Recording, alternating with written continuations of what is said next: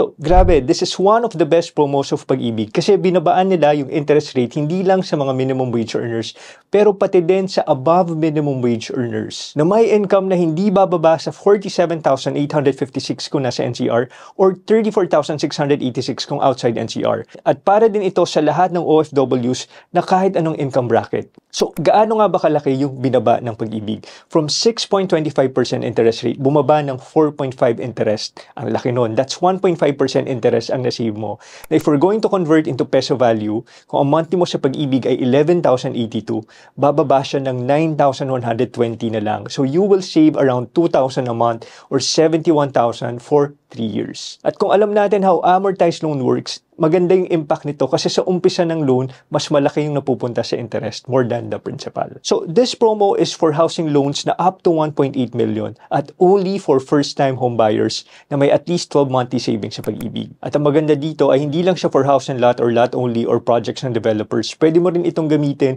for house construction loan or renovation loan at para din sa Pag-ibig acquired assets. So, since this is just a promo, limited stats lang ito for the first 10,000 locally employed members at 1,000 OFWs.